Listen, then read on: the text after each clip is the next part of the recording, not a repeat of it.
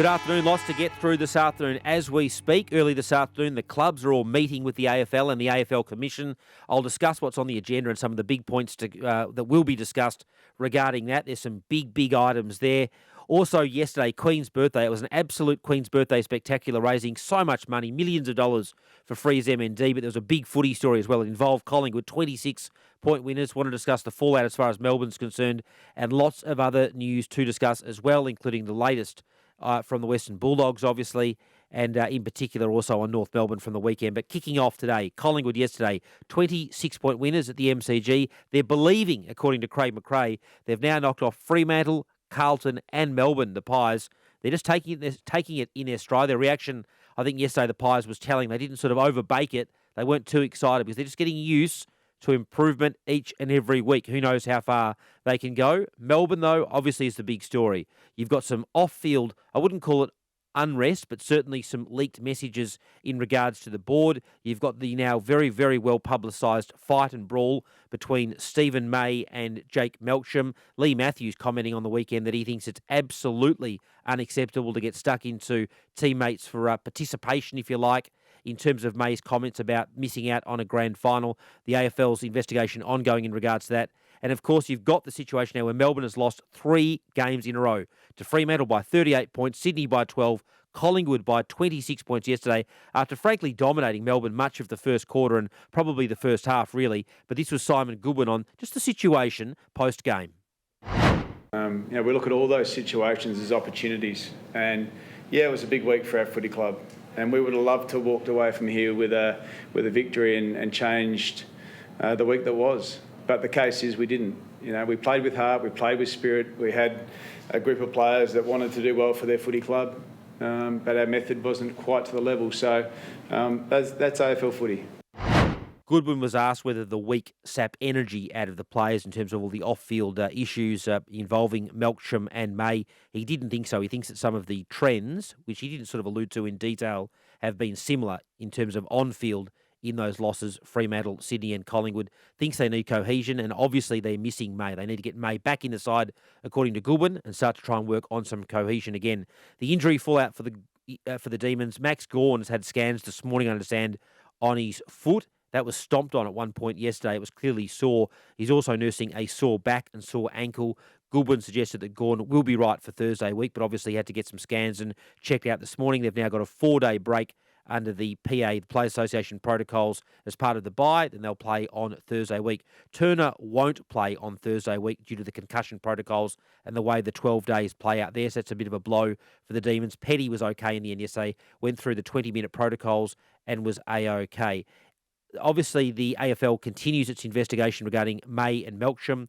I've reported they will get access to the AFL, and the restaurant will offer access to the CCTV from the fight and brawl at Entrecôte Restaurant in Greville Street, Browne. I think most of the fight was outside in the Garden Square, so it'll be interesting to see whether the outdoor cameras capture any of that. Anyway, we'll learn more on that this week and could learn the results of the AFL's investigation, I think, as soon as today, but that should play out in coming days.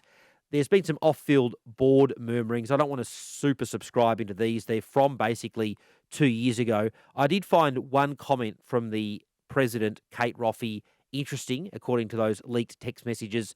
She said they're so reliant on him, Jim Plunkett, for some reason, boot him off.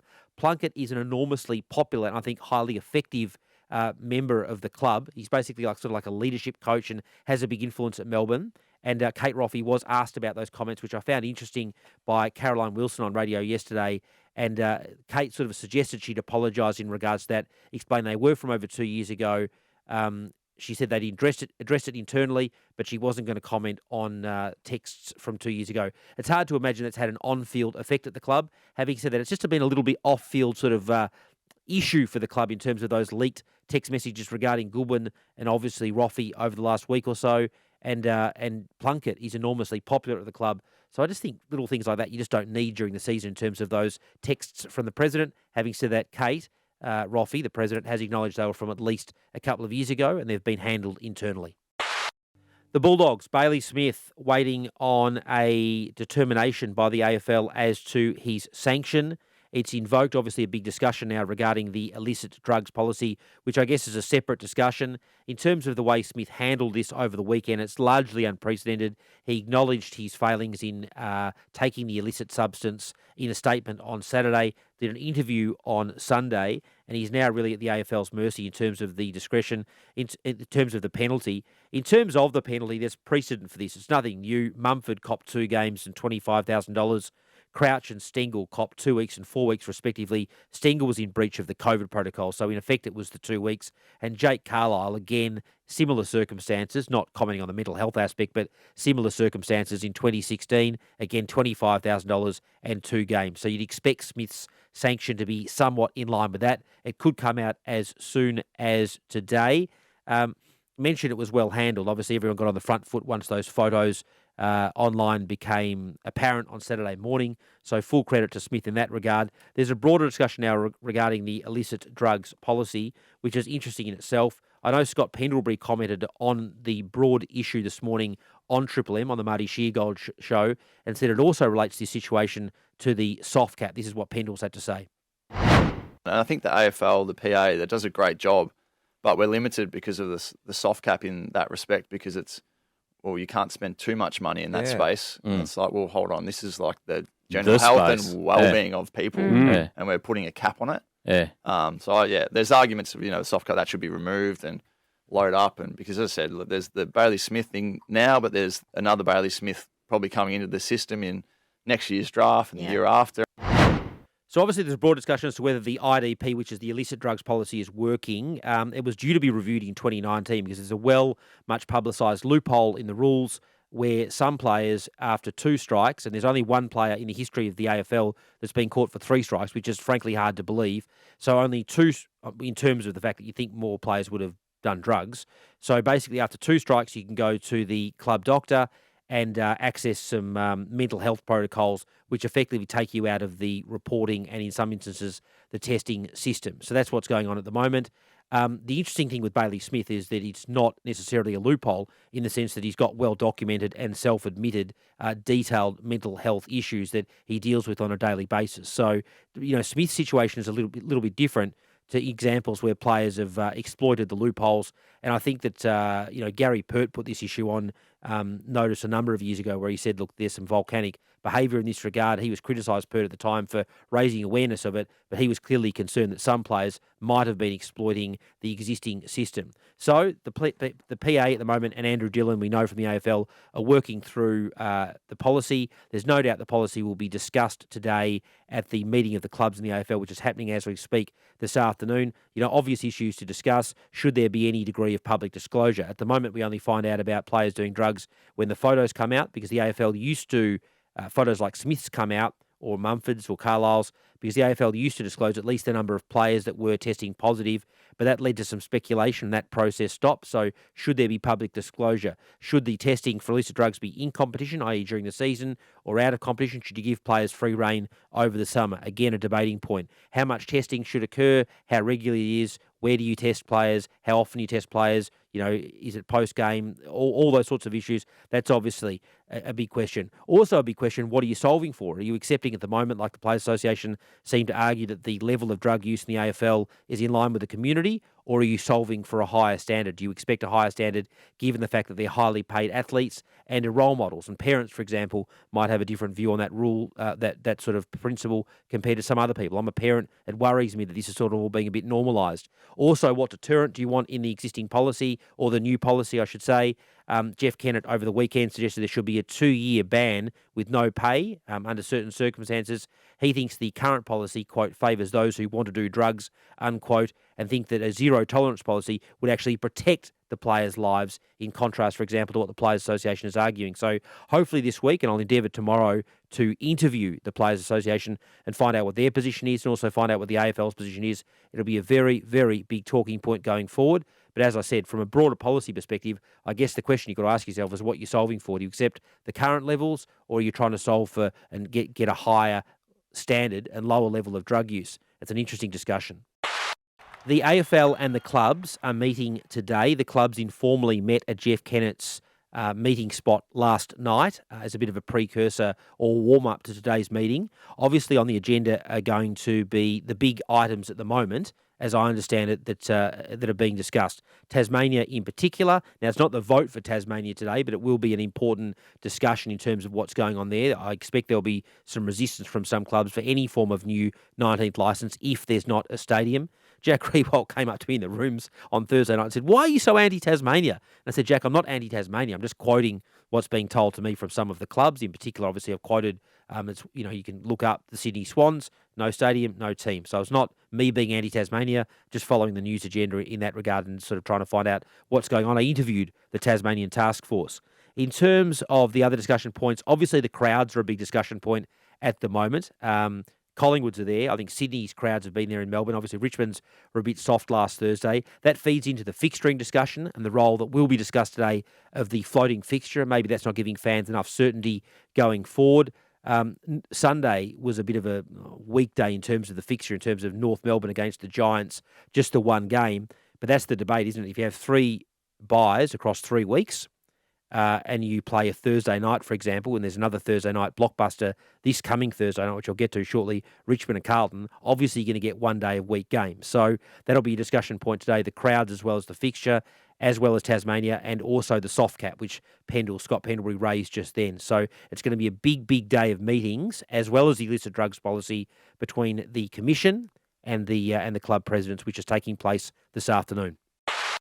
Plenty of news to discuss just finally today. Dustin Martin's got the flu or a bug. He's in doubt for Thursday night's blockbuster against the Blues. 7 News spoke to him last night and revealed that story. North Melbourne. Now, this is interesting. Now, the players have gone on a player-initiated camp for the night away. I haven't locked down the location. I'm told it's an influencer's farm. So it's obviously some type of leadership or influencer sort of place that players have decided to go there. Due back in Melbourne this afternoon. It will be intriguing to learn more details about this North Melbourne player-initiated camp or night away. Obviously, one of the discussion points, big time, is Jason Horne-Francis and his suspension out for 2 weeks, which is accepted, but also his on-field, demonstrative vibe at the moment. He was upset over the weekend again. My take on that is it's difficult to know what's going on there because obviously he's got high standards, but he doesn't look happy. So I find it a bit sad, really, in some respects. He's obviously finding himself under pressure, perhaps as the number 1 pick. So it'll be interesting to see how players get around him. He's obviously frustrating some senior players. I know Goldstein, as I mentioned, had a pretty involved exchange with him on the weekend. It follows other exchanges with senior players in recent weeks, including Zeba, which I discussed on this podcast. In terms of the coach, David Noble, I can report the board has got a scheduled board meeting tomorrow night.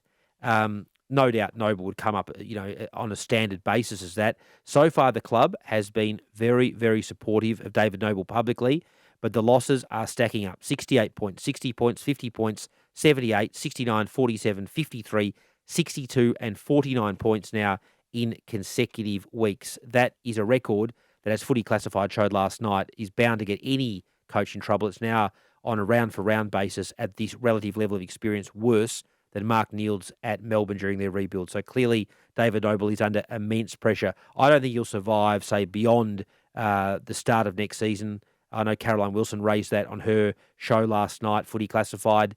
I think there's a bit of a view going around now that David Noble's more of a footy manager or a talent or a list guy than he's a coach. Having said that, as I said, North Melbourne so far have been quite clear about publicly supporting him, but those losses are stacking up. In terms of the Giants, the latest on their coaching search, I understand they'll have another meeting later this week regarding that search. The names that are coming up across my phone in terms of who they're looking at now include Pike, McVeigh, who's obviously the incumbent and doing a pretty reasonable job, albeit they've got some sort of weak opposition at the moment. But he's got guys like Canelio up and going, scoring goals, so he's doing a good job, and Adam Uze. So at the moment, Clarko not really part of that discussion just at the minute. And that wraps up a big, big news day. I'll have all the latest on Thursday and Friday following the meeting of the clubs today. It's the Hall of Fame function tonight for the AFL, which is one of the, if not the best night on the calendar. It's a great celebration of footy. And also just a shout out to the Bombers, who are clearly doing it tough from an on-field perspective, but I thought they did an awesome, awesome job of celebrating their legends and their history pre-game on Friday night. and at their function, which was fantastic. Also, I hear on Saturday nights, the Bombers celebrated 150 years in style, notwithstanding the fact that there's some pretty big questions surrounding Ben Rutten's game plan. There's a sort of narrative now doing the rounds that the assistant coaches might be reshuffled and they'll get some better support for Ben Rutten. That worries me because Blake Caracella and Daniel Jean Syracuse in particular, are regarded as being a couple of the best assistants in the league. So where Essendon's game plan is going amiss and how it's not communicating down to the players and all the issues of going around the boundary, I thought Rutten sort of coached for the result in terms of a moderate loss on Friday night, which might have been a good coaching performance given their personnel issues. But they've got some pretty significant issues, the Bombers, but they celebrated in style on Friday and Saturday night. Triple M rocks football. I'll be back on Thursday. That was Tom Browne's news. Come back every Monday, Thursday and Friday for more, and subscribe to Triple M Footy on Listener or wherever you listen to get all our podcasts throughout the season. For Ream Hot Water and McDonald's, Triple M rocks footy.